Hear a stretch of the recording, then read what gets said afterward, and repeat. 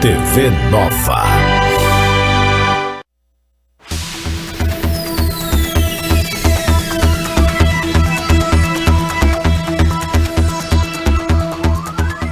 Nós estamos de volta com a nossa maratona da cobertura eleitoral, né, 2024, nessa festa da democracia. Nessa rodada nós vamos ter um debate falando sobre fake news, né, Dani? Como é importante esse debate, né? Como a gente vem vendo, né, realmente pessoas causando esse tumulto com notícias falsas, e aí a gente vai tentar entender a importância disso na decisão do seu voto, de você que está em casa. Bom, nós já estamos aí do teu lado, tá o doutor Sandro Prado, ele que é cientista político, advogado, economista. Bom dia, seja muito bem-vindo. Bom dia, é um prazer estar aqui com essa bancada maravilhosa e discutindo um tema realmente muito importante. Bom, também vão estar conosco Will Lopes, historiador. Bom dia, Will. Bom dia, Pedro. Bom dia aos telespectadores. Prazer estar aqui trazendo um pouco mais, de informação e de um apanhado histórico sobre um tema tão importante, tão recente, mas que está presente também em toda a história da política, não só brasileira, como mundial. Também está conosco, vocês já estão vendo aí no vídeo, Roberto Leandro, advogado, especialista em direito eleitoral. Bom dia. Bom dia, Pedro. Bom dia aos demais. Um prazer poder estar aqui também para poder debater esse tema que é tão importante, tão atual, né, para as eleições e para a democracia de maneira geral. No bloco passado eu conversava aqui com o doutor Ney, disse, olha, dia de eleição não dá advogado para quem quer, né? É um dia de muito trabalho. É verdade, é verdade. Um dia puxado. Deixa eu trazer logo a primeira pergunta aqui sobre fake news, né? Até que ponto as fake news, a notícia falsa, a mentira que é jogada na véspera da eleição, elas podem influenciar de forma negativa o voto do eleitor que é iniciante e consequentemente trazer consequências desastrosas para quem é candidato nesta eleição, em especial a vereador e a prefeito, né? Quem bate o centro aqui nessa discussão? Vamos aqui com você, Will, vamos lá. Ela tem um poder sensacional para a definição do voto. Quando a gente olha, por exemplo, lá para trás, no Brasil, em 1937, quem estudou o mínimo de história lembra do Plano COI, que foi na época do Getúlio Vargas. O Plano COI foi uma fake news histórica brasileira, em que foi apresentado para a imprensa, né, um plano em que os comunistas queriam dominar o Brasil e que, por conta dessa informação que veio à tona, foi instalado no Brasil a ditadura do Estado Novo, que perdurou até 1945. Então, isso tem consequências drásticas para uma sociedade, né? E hoje, na era da informação, na era da tecnologia, o uso do WhatsApp, do Facebook, do Instagram e de outras ferramentas, de outras redes sociais, tem definido eleições ao redor do mundo e ao longo da história. Existe um documentário na Netflix, eu gosto muito de citá-lo em debates como esse, que é o Dilema das Redes. E ele mostra, né, como as eleições nos Estados Unidos, por exemplo, foram influenciadas através do uso dessas ferramentas. E nessas ferramentas se usa bastante a ferramenta da fake news, né, como algo poderoso para que se defina o voto. Principalmente quando as pessoas que recebem esse tipo de informação, elas não têm ali a busca, né, pela fonte daquela informação, a fonte raiz. E entender realmente de fato se aquela notícia ela é verdadeira ou se ela é uma fake news, uma notícia falsa. Então tem um poder tremendo, né? Eu já vi e presenciei muitas pessoas votando, escolhendo candidatos, né, baseando-se em notícias falsas. Então tem que ter muito cuidado com o tipo de informação que a gente recebe e aquilo que a gente vai acreditar. Sandro? A fake news, né, nas eleições, ela sempre existiu, na verdade. Você tem uma possibilidade de fazer propostas, né? Então, e uma das coisas que os candidatos utilizam é justamente fazer proposta para o eleitor ver que você tem condições de governar, por exemplo, o seu município e de que está ali atrelado às suas ideias, à sua ideologia para você escolhê-lo. Só que esses famosos boatos que apareciam nas eleições, muito comum, que hoje é apelidado de fake news, que são as notícias falsas, eles sempre existiram nas eleições.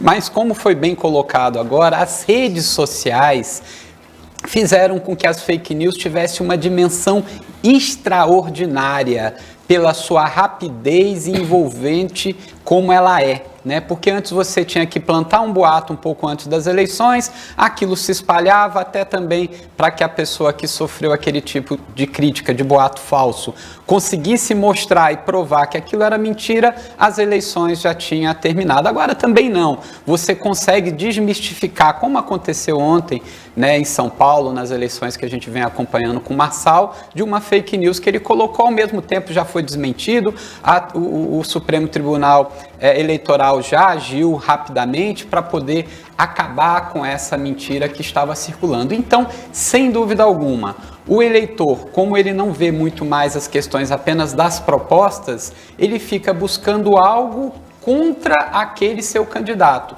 Então, as fake news, principalmente nas campanhas para vereador, ele não tem tanto porque você tem muitos vereadores. Agora, como é prefeito, as fake news elas rolam soltas. Então, em todos os municípios, infelizmente, a gente acaba vendo essas fake news que precisam agora, que isso está muito forte, ser regulamentada. A gente tem o Código Penal, né, o artigo 139, que ele já tece sobre injúria, difamação, mas não especificamente de fake news em redes sociais. A gente tem o Código Eleitoral, que já trata disso, mas como isso é um acontecimento recente na sociedade, nós necessitamos o quê? Uma mudança na legislação para evitar, para coibir mais fortemente a propagação dessas fake news. Bom, são 11 horas e 41 minutos, nós vamos até São Paulo com a repórter Maria Manso, que está acompanhando a votação do presidente da República, Luiz Inácio Lula da Silva. Vamos para lá. O presidente da República, Luiz Inácio Lula da Silva, votou nesta escola estadual, na cidade de São Bernardo do Campo, na Grande São Paulo. Foi aqui no ABC Paulista que Lula começou a carreira política atuando como líder sindical. E é aqui que ele mantém o domicílio eleitoral. Depois de confirmar o voto em vereador e prefeito na urna eletrônica, o presidente conversou com os jornalistas. A minha votação hoje, eu quero que ela simbolize para o povo brasileiro a possibilidade da gente escolher aquilo que a gente tem de melhor. É importante que a gente conheça a biografia das pessoas. É importante que a gente saiba o que as pessoas fez ontem, antes de ontem, o que a pessoa fez durante a sua vida inteira, porque é isso que calça a pessoa, para a pessoa poder dizer para nós o que ele vai fazer no futuro. De São Bernardo, Lula foi de helicóptero para a base aérea de Guarulhos para receber os primeiros 228 brasileiros resgatados do Líbano pelo governo. O candidato à Prefeitura de São Paulo pelo PSOL, Guilherme Boulos, votou hoje pela manhã neste Centro Educacional Unificado, no Campo Limpo, zona sul da cidade. Boulos chegou aqui por volta das 9h25 da manhã. Ele estava acompanhado da vice, Marta Suplicy, das ministras do Meio Ambiente e Mudança Climática, Marina Silva, e dos povos indígenas, Sônia Guajajara, da esposa e das duas filhas. Depois do voto, Boulos falou com a imprensa. Disse que esta foi uma eleição diferente, marcada pela mentira. A nossa missão é colocar São Paulo no lugar que ela merece. É devolver esperança, é fazer uma cidade mais humana, mais justa. Mas todos vocês acompanharam, a cidade acompanhou, que essa não foi uma eleição normal até aqui. A gente viu a marca da mentira, do ódio, de coisas que São Paulo não merece. A nossa cidade sempre foi uma cidade que respeitou a diversidade, a democracia, o pensamento diferente, e vai continuar sendo, no que depender da gente. Daqui, Boulos seguiu para outros 2 locais de votação, onde acompanha o voto da vice, Marta Suplicy, e da avó, Dona Cida. E mais tarde, a partir das 5h30, ele vai para um clube na região central da cidade, de onde acompanhará a apuração dos votos. A cobertura completa você confere a partir das 5 horas da tarde no programa De Olho no Voto. De São Paulo, Luiz Turati.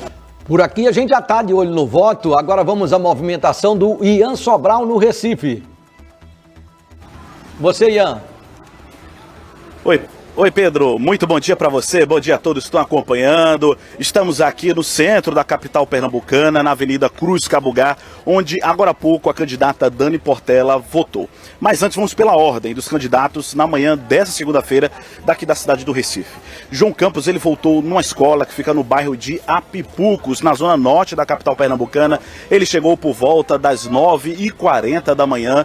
um pouco atrasado, como era prometido pela imprensa, chegou junto da sua comitiva, da sua família, entrou e fez uma votação rápida no local. Foi recebido também por muitos apoiadores que estavam na região.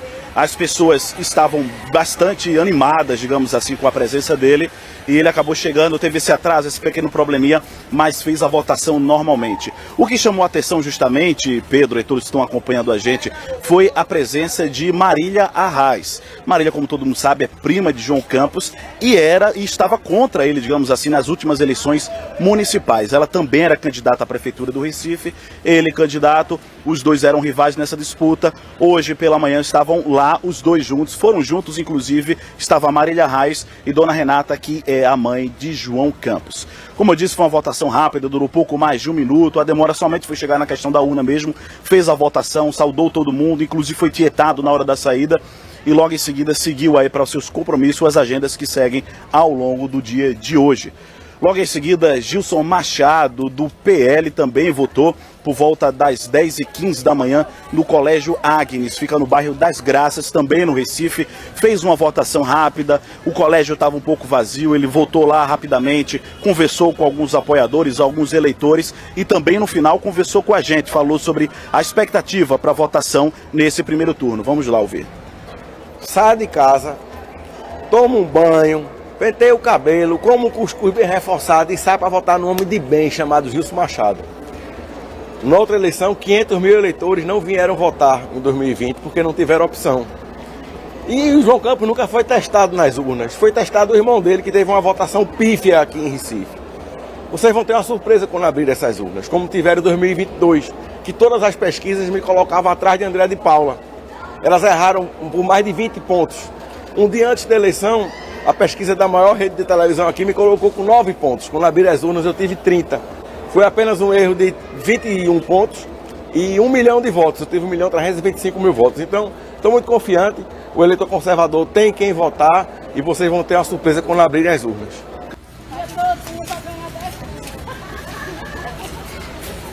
Muito bem, João Campos também conversou com a nossa equipe, acabei pulando, ele falou logo na saída após o voto sobre a expectativa para o dia de hoje também e claro, deu uma cutucada na questão aí dos seus rivais nessas eleições, nesse todo esse embate que a gente acabou acompanhando nessas eleições, principalmente nas últimas semanas, vamos acompanhar. Confiante, prefeito. Primeiro um bom dia a todos, a todas, um dia de muita alegria, um dia onde a gente manifesta através do voto a força máxima da democracia. É um dia de muita alegria, um dia onde a gente chega aqui com o coração leve, tranquilo, convidando as pessoas que não votaram a poderem votar também, manifestar o seu voto. É fundamental a participação popular. Agradecer a todo o Recife por tudo que a gente tem feito juntos. São 4 anos de muito trabalho, muita dedicação. Então o meu primeiro sentimento é de gratidão. Estou muito, muito grato a tudo, a generosidade do povo e muita alegria. Confiante no reconhecimento e principalmente estou aqui para agradecer. Fizemos uma campanha limpa, uma campanha propositiva, uma campanha respeitando os adversários, uma campanha discutindo a cidade, apresentando o que foi feito e o que ainda precisa ser feito, apontando para o futuro, buscando trazer as pessoas para perto, para participar, para criticar, para estar junto do futuro do Recife. E agora é o momento onde a gente pede a participação das pessoas, que cada um possa votar, escolher quem achar que deve, olhar a história de cada um, mas participar do processo eleitoral, que é o mais importante nesse momento.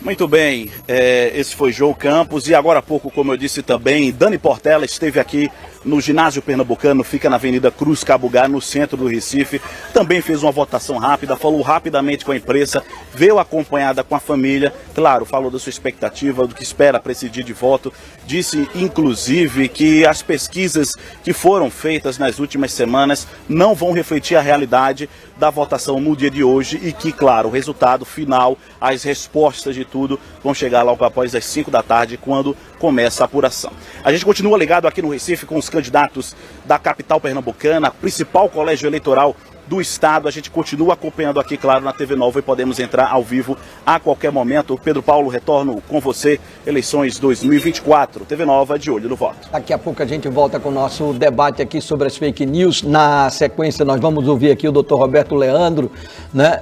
Mas eu preciso chamar também outro repórter, o Jonas Sobrinho, que está lá na cidade de Gravatá. Ele está com o atual prefeito, o padre Joselito, que é candidato à reeleição. Vamos lá.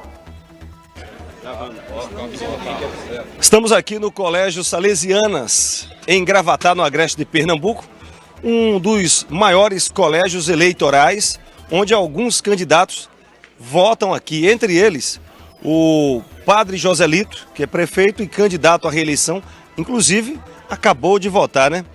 Padre, me diga uma coisa, qual a expectativa para esse dia de hoje?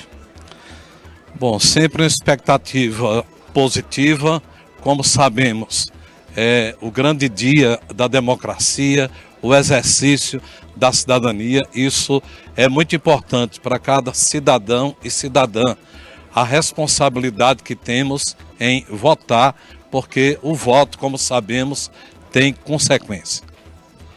O padre, inclusive, né, está candidato à reeleição. Foram 4 anos, agora está pleiteando mais 4 anos. Em relação a essa questão da expectativa de...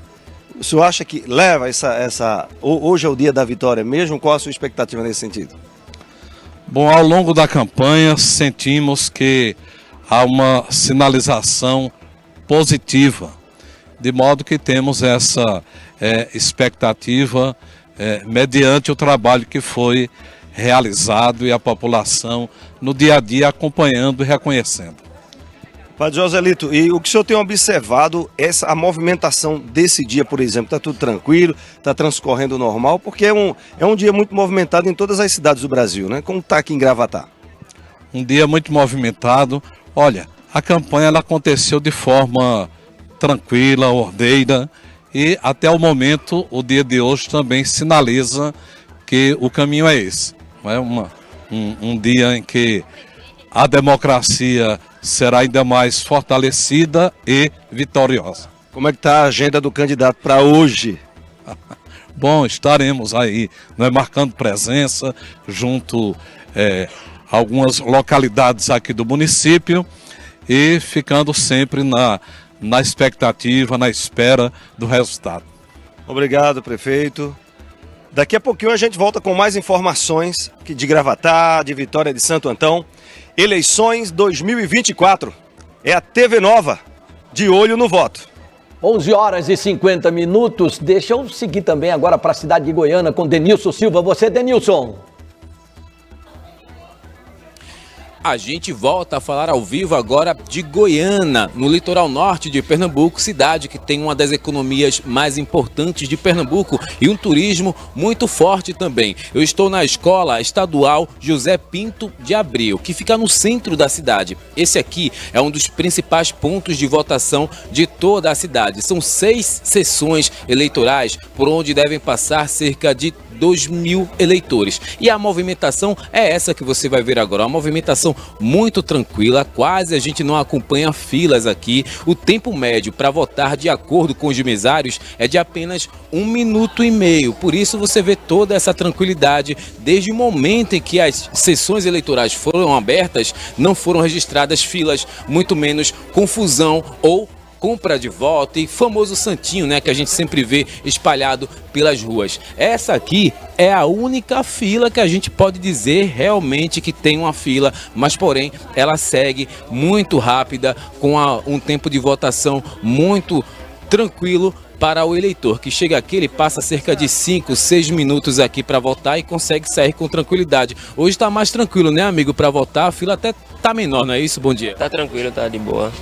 Você tá passando, já tá há quanto tempo aqui já nessa? Eu cheguei agora. Chegou agora. E a senhora tá há muito tempo aqui já? Não, acabei de chegar. Acabou de chegar. Isso, a fila segue ali, ó, é a maior fila desse local de votação, mas tudo muito tranquilo, como você vê nas imagens do nosso cinegrafista. E essa tranquilidade deve seguir até o final do dia. Eu lembro que aqui na cidade de Goiânia são 5 candidatos a prefeitos. São ele, Borbinha do Varejão, do PDT, o Fernando Veloso, do Agir, o Quinho Fenelon, do Republicanos, também tem o Walter da ETP, que é do PL, e o Eduardo Honório. O Eduardo Honório, ele é o atual prefeito que concorre aí à reeleição. E de acordo com as pesquisas que foram feitas aqui na cidade, ele pode ser reeleito com uma votação histórica. Mas fica claro toda essa expectativa aí para a apuração de votos que acontece por volta das 5 horas da tarde. Eleições 2024 é a TV Nova de olho no voto.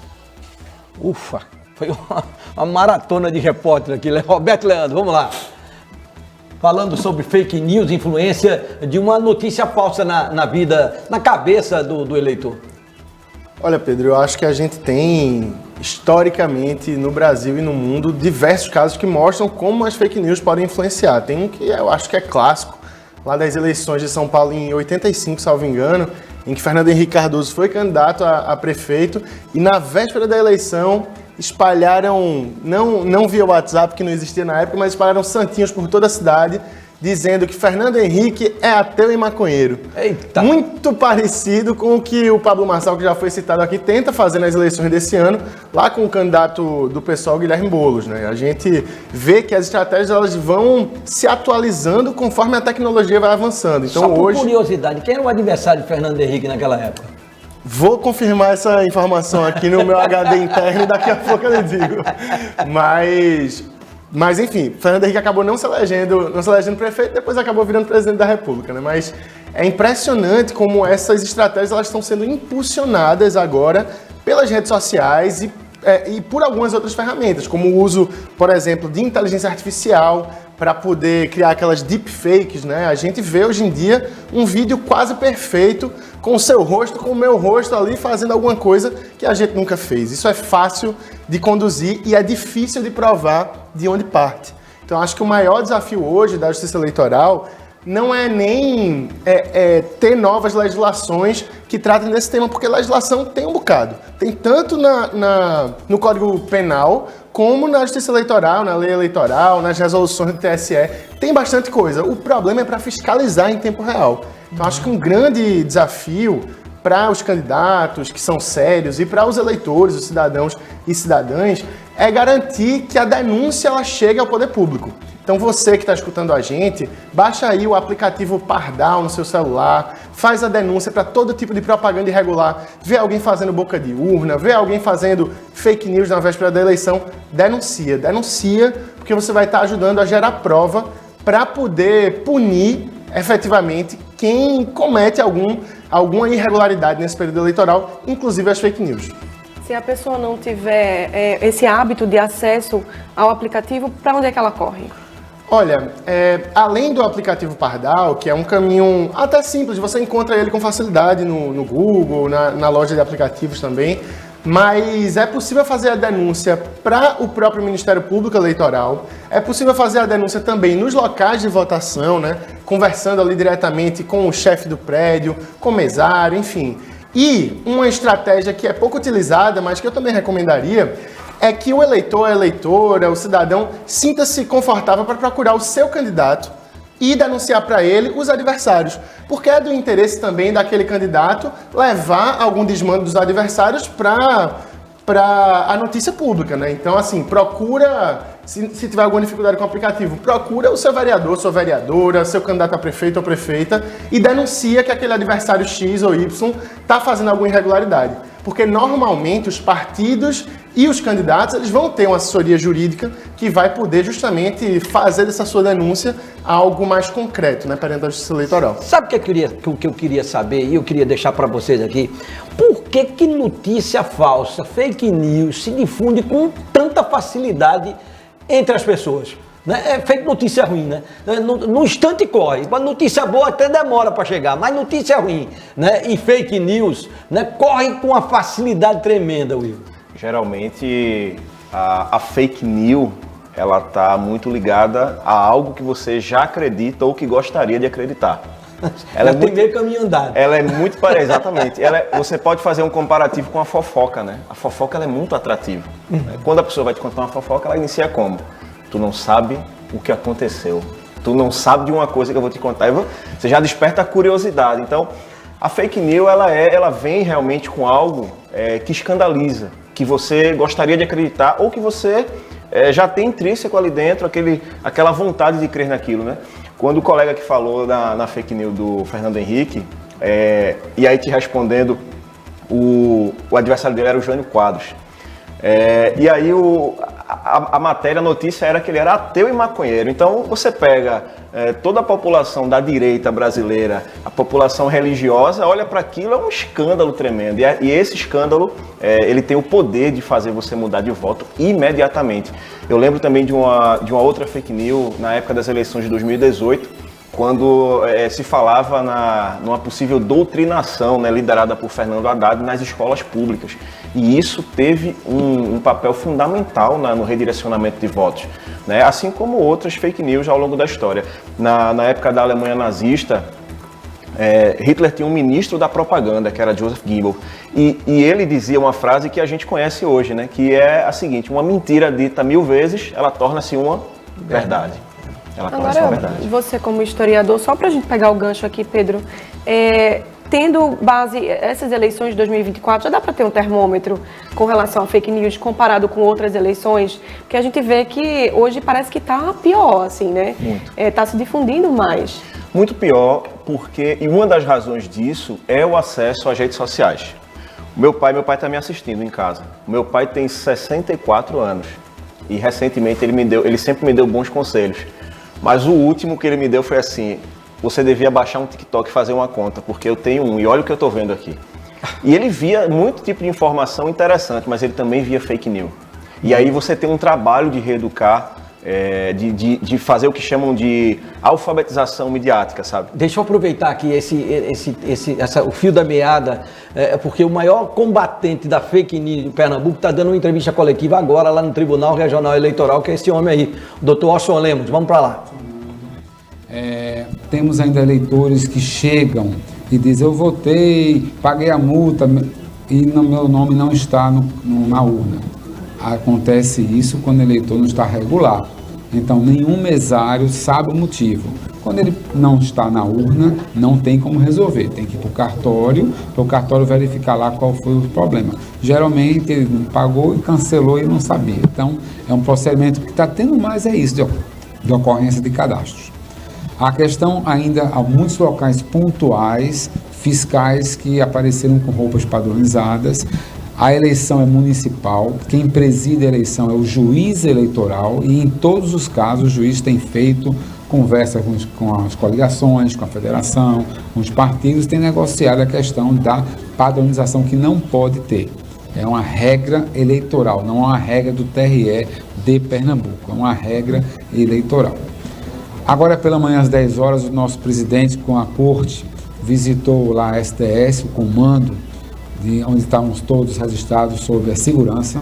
O presidente demonstrou uma satisfação em poder ver junto o secretário Alexandre com toda a sua equipe, além da Polícia Rodoviária Federal, a Polícia Federal, o ABIN presente, Defesa Civil. Ele saiu satisfeito. Ele viu pessoalmente a central que recebe as ligações, parabenizou a todas as pessoas envolvidas lá, verificou que o Estado está coberto com polícias, coberto de ações sendo realizadas e todas dentro da normalidade. Nada em que pudéssemos assim dizer que há algo fora do normal de uma eleição.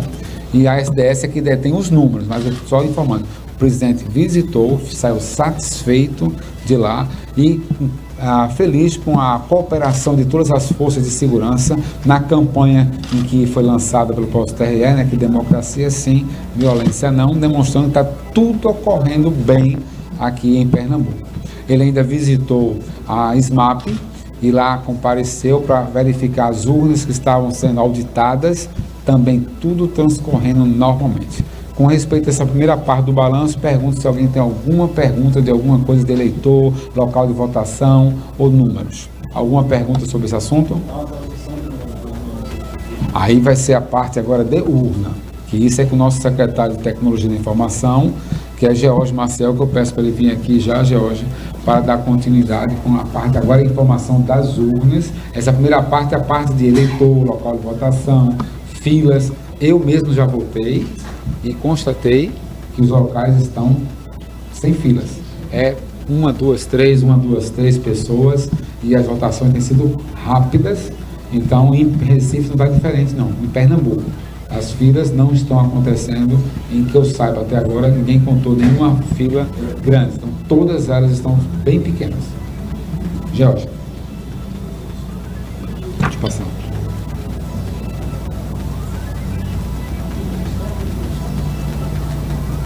Obrigado. Pessoal, boa tarde a todos. Pode tirar? Se falasse direto do microfone, pra gente. É até melhor tirar esse teu microfone e falar direto do nosso microfone. Nós temos o pessoal presente também. Ok. Boa tarde a todos. Tudo transcorrendo na maior normalidade, aquém até do previsto. A gente tem, nesse momento, a gente chegando metade, né, da eleição, meio-dia, a gente só substituiu 150 urnas. Esse número representa 0,6%, quer dizer, está menos de 1%. A gente colocou um quantitativo muito maior, mas até o momento só 150 urnas, pouca coisa. YouTube está pedindo para tu levar. Pouca urna substituída, dentro da normalidade e tudo transcorrendo bem. Recife a gente substituiu, vocês perguntam sempre, na capital foram só 13 urnas substituídas até o momento e os números variam, assim, entre Jaboatão, 10, coisas pequenas, eu posso depois passar um relatório mais detalhado para vocês, mas tudo dentro da normalidade. Alguém tem mais alguma pergunta? Tranquilo, né? Normal. Normal. Tem pergunta, tá normal.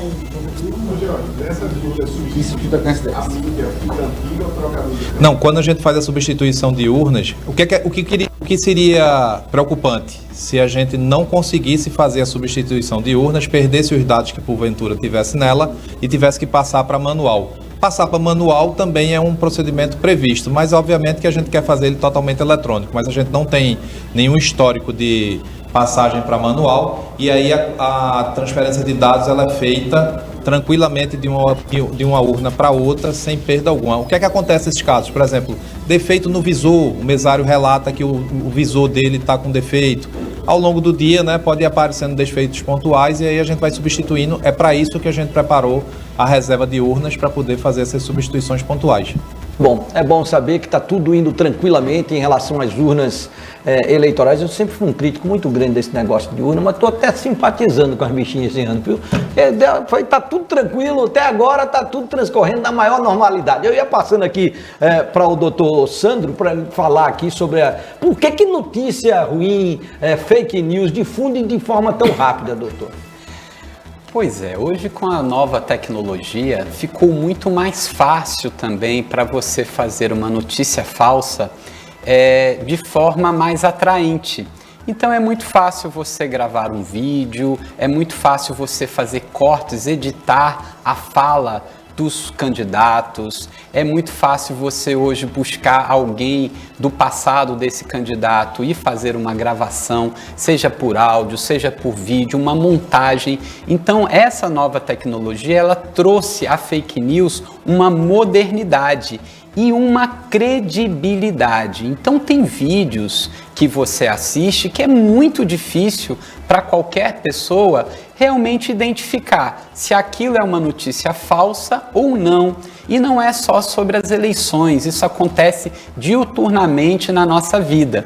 E como existem hoje muitas pessoas que basicamente trabalham também o dia todo apenas para fazer as fake news nesse período eleitoral, e como realmente isso autossugestiona as pessoas, acaba se tendo muito, porque tem um grande efeito, como sabes que tem efeito, se faz. Vamos dar um exemplo, né? Hoje eu dei uma rodada, fui até Recife, que eu fui à CBN logo cedo, e aí o que aconteceu? Todos os colégios eleitorais ainda estão imundos, cheios de santinho. É uma prática proibida? Se a gente rodar a madrugada na região metropolitana do Recife, a gente vai ver vários carros jogando material que sobrou do candidato, aquela derrama noturna. é proibido, é proibido. Por que que as pessoas fazem? Porque, por incrível que pareça, principalmente para vereador, parte significativa dos eleitores indecisos, quando vê um papelzinho na rua, pega, fala, vou votar nesse mesmo. Então, é uma prática ilegal que funciona. Se não funcionasse, as pessoas não perderiam a madrugada toda jogando esses santinhos aí para fazer com que o eleitor pegue na hora e ainda vote. Então, a mesma coisa é a fake news. Ela realmente funciona. Ela funciona para você prejudicar o outro candidato. Como as falas, os programas hoje, está tudo muito igual, está tudo muito retilíneo, qual o diferencial? Ao invés de você enaltecer o seu candidato e a sua campanha, você vai detratar o adversário. Doutor Roberto. Doutor Sandro, eu ia perguntar, Pedro, se existe de fato uma punição para fake news ou se a internet é terra sem lei, sabe? Eu tenho essa dúvida, porque de fato é difícil saber quem começou, né? Exatamente, eu acho que o Dr. Roberto Leandro ele colocou muito bem, né? Nós temos já, obviamente, né, esses códigos, tanto no Código Penal como no Código Eleitoral, muitas leis, né, para punir a injúria, a difamação de uma pessoa. Mas o boato, antigamente, ainda era até mais fácil você saber aonde começou. Hoje, com as tecnologias, simplesmente você cria, solta e rapidamente nos grupos estão sendo aí disseminados. Só que quem dissemina a fake news são pessoas normais, um cidadão comum. Então, às vezes, o seu pai, que tem, por exemplo, 64 anos, ele pode pegar uma fake news, não identificar que é e disseminar para outra pessoa. E aí, essa pessoa está cometendo um crime, esse crime pode ser punido e será fiscalizado? Então, como é muita gente que acaba divulgando essas fake news nas redes, fica muito difícil identificar e fica muito difícil punir. Como há uma impunidade, há um uso excessivo hoje dessa produção e disseminação das notícias falsas. Nossa contagem agora é regressiva, só temos 4 minutos, preciso chamar Gravatar. Jonas Sobrinho, vamos para Gravatar, direto, vamos lá.